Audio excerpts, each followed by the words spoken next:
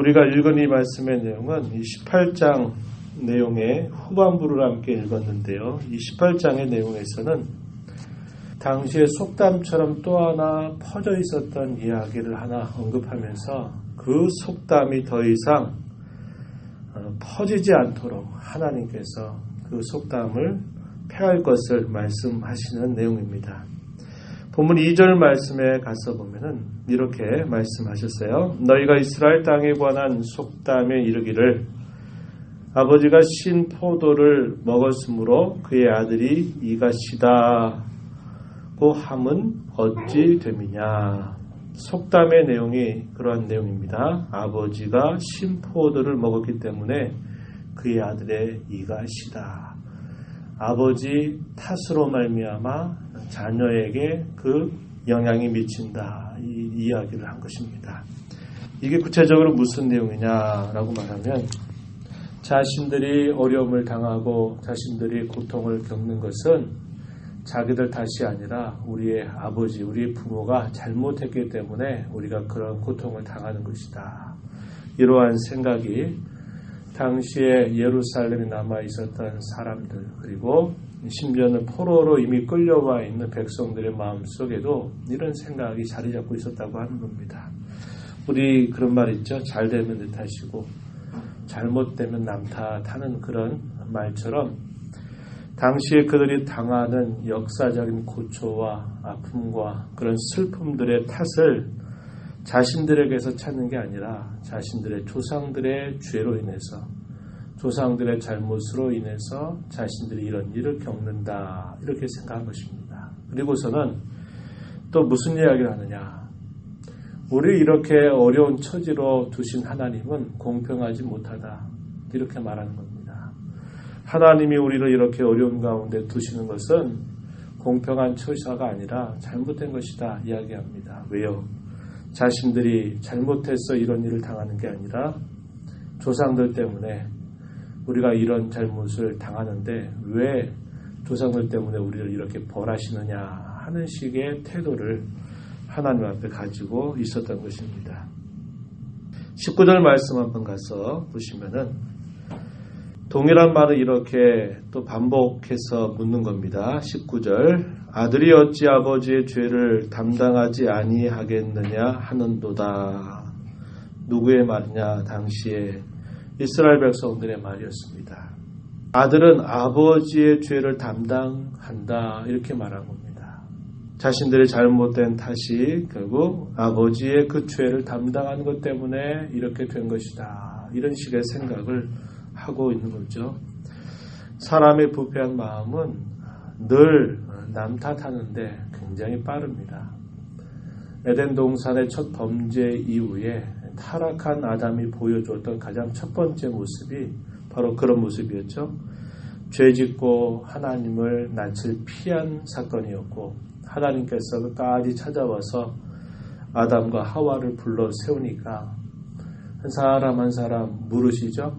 아담아 네가 왜 이렇게 하였느냐라고 물었더니 아담이 말하기를 하나님께서 내게 주신 하와가 나를 꿰물어 내가 먹었습니다. 이렇게 말하죠.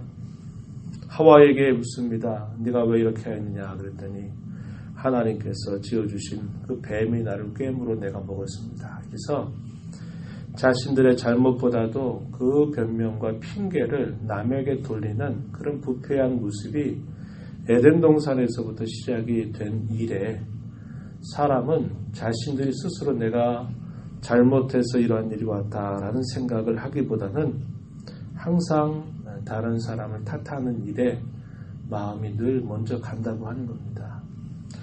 당시에 유다 백성들은 참혹한 아픔을 당하고 있는 상황이었고 계속적으로 그 백성들을 향하여 하나님은 여전히 지금이라도 내 말을 듣고 나를 찾고 나를 구한다면 너에게 살 길이 있다라는 말씀을 하시지만 당시의 모든 백성들은 포로민들도 마찬가지고 예루살렘에 남아있는 거의 모든 백성들은 자신들의 죄악을 탓하는 것이 아니라 남 탓하고 다른 환경 탓하고 다른 사람에게 핑계를 대는 그러한 악행을 가지고 있었다고 하는 겁니다. 하나님은 엄밀하신 분인데 하나님은 자신들의 죄악을 따라서 엄밀하게 심판하시고 공평하게 그 심판을 행하시는 분이지 절대로 감정적으로나 아니면 그저 범죄하지 않았는데 그것을 그저 벌하시는 그런 분이 결코 아니다라는 사실을 하나님은 강조하고 계십니다. 4절 말씀에 가서 한번 보시죠. 4절 모든 영혼이 다 내게 속한지라 아버지의 영혼이 내게 속함같이 그의 아들의 영혼도 내게 속하였나니 범죄하는 그 영혼은 죽으리라. 강조하고 있는 표현은 범죄하는 그 영혼이 죽는다. 이렇게 말한 겁니다. 남 탓이 아니라는 거죠. 다른 것 때문에가 아니라는 겁니다.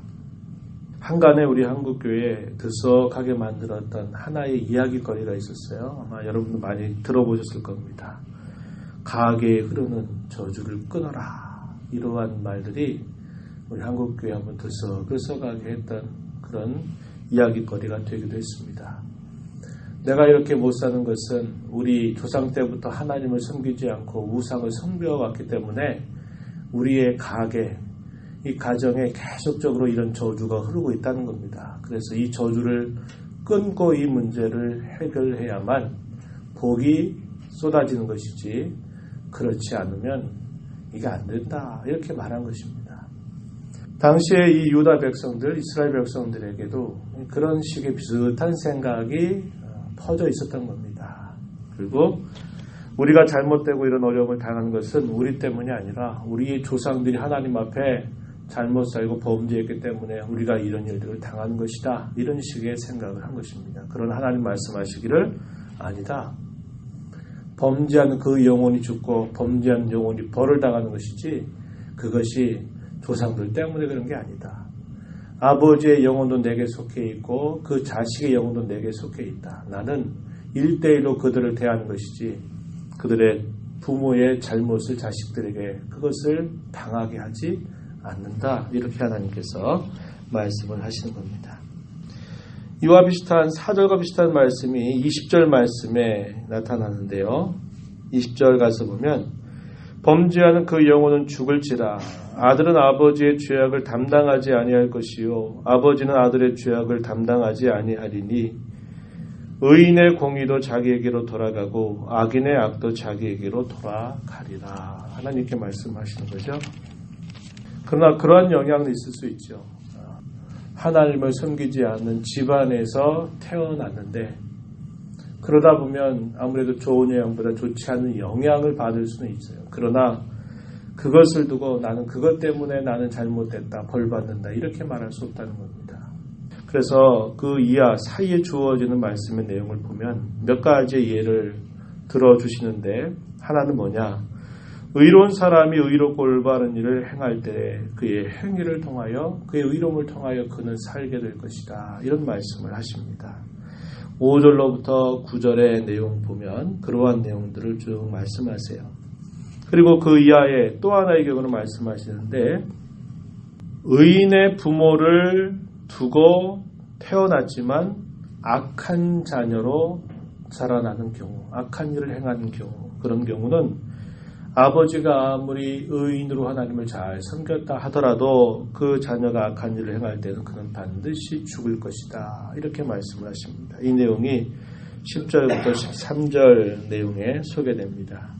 한번 읽어보실까요? 10절 가령 그가 아들을 낳았다 하자 그 아들이 이 모든 선은 하나도 행하지 아니하고 이 죄악 중 하나를 범하여 쭉 하다가 13절 가서 보면 할진대 표현했죠. 할진대 그가 살겠느냐? 결코 살지 못하리니 이 모든 가증한 일을 행하였은즉 반드시 죽을지라 자기의 피가 자기에게로 돌아가리라. 이렇게 말씀하셨습니다. 반대의 경우죠. 부모가 악한 부모라 할지라도 자녀가 의롭게 산다 하면 그는 그의 의로운 행위를 통해서 그는 살게 될 것이다. 이렇게 말씀을 하십니다. 그 내용은 14절로부터 20절 내용을 표현하죠. 14절에 또 가령 그가 아들을 낳았다 하자 그 아들이 그 아버지가 행한 모든 죄를 보고 두려워하여 그대로 행하지 아니하면 17절에 가서 보면 내 규례를 지키며 내 율례를 행할진대 행한다면 이 사람은 그의 아버지의 죄악으로 죽지 아니하고 반드시 살겠다 이렇게 말씀을 하시는 겁니다. 우리가 이런 삶을 많이 보는 거죠. 신앙의 소위 1세대라고 말하는 경우에 많은 어려움들을 겪어요. 그렇죠? 우리의 부모, 우리의 세대 가운데 하나님을 알지 못하고 살아왔던 부모 아래서 태어났을 때 신앙생활을 시작하고 살아가는 게 결코 쉽지 않습니다. 고난도 많고 어려움도 많고 하지만 돌아보면 그런 것 같아요.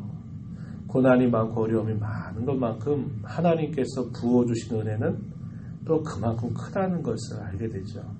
신앙의 1세대가 그렇게 신앙을 다지고 그의 자녀를 믿음 안에서 키워내면 이제 2세대부터는 그런 신앙의 분위기에서 좋은 영향을 따라 자라가게 돼요. 그럼에도 불구하고 잘못되는 자식, 하나님을 멀리하는 자식은 또 있다는 거예요. 이런 일들을 많이 보는 겁니다. 좋은 믿음의 환경 가운데서 태어나서 자랐는데도 하나님을 불신하고 살아가는 그런 안타까운 일들도 우리가 살아가면서 흔히 보긴 한다는 것입니다. 그래서 그런 경우가 있다는 거예요. 부모가 하나님을 잘 섬기고 의로운 삶을 살아도 자식이 악을 행해서 망하는 자가 있고 반대로 부모가 하나님을 알지 못하고 불의한 일을 행하지만 자식이 그걸 거울 삼아서 하나님을 잘 믿고 바르고 의롭게 살면 그의 행위로 말미암아 살게 되는 일들이 있다는 겁니다. 영향은 미치게 돼 있지만 그 영향이 결국 핑계거리가 될 수는 없다는 거죠. 그것을 하나님께서 말씀을 하시는 겁니다. 회개하는 자는 살겠지만은 하나님 앞에서 그분의 말씀에 주의하지 않고 행치 않고 불의한 삶을 살게 된다면 그는 망할 수밖에 없다. 이는 너무나도 당연한 이 사실을 하나님께서는 분명히 힘주어 강조하고 계십니다. 21절 가서 보면 그러나 악인이 만일 그가 행한 모든 죄에서 돌이켜 떠나 내 모든 율례를 지키고 정의와 공의를 행하면 반드시 살고 죽지 아니할 것이다. 이렇게 말씀했어요. 24절에 가서 보면 반대로 만일 의인이 돌이켜 그 공의에서 떠나 범죄하고 악인이 행하는 모든 가증한 일대로 행하면 살겠느냐? 그가 행한 공의로운 일은 하나도 기억함이 되지 아니하리니 그가 그 범한 허물과 그 지은 죄로 죽을 것이다. 이렇게 답변을 하십니다. 그런 다음에 하나님께서 그 백성들의 원망과 불평을 역시 또 대답하시는데 당시의 백성들이 뭐라고 말했냐면 25절에 보니까 주의 길이 공평하지 아니하다. 주님은 공평하지 않습니다. 왜 우리를 이렇게 잘못 대우하십니까? 이렇게 묻는 거죠. 아까 이야기했던 겁니다. 우리가 잘못해서 죄를 당한 게 아니라 우리의 부모가 잘못해서 이 죄를 우리가 짊어지고 있는데 하나님 이러실 수 있습니까? 이렇게 되묻는 것입니다. 하나님께서 하신 일들이 공평하지 않다. 불공평하다라고 하나님을 향해서 반항하는 그들의 태도를 가지고 있는 것이죠. 그에 대해 하나님께서 말씀하시기를 내 길이 어찌 공평하지 아니하냐? 오히려 너희 길이 공평하지 아니한 것이 아니냐? 되묻습니다. 그 이야기가 25절 또 가서 표현되고요.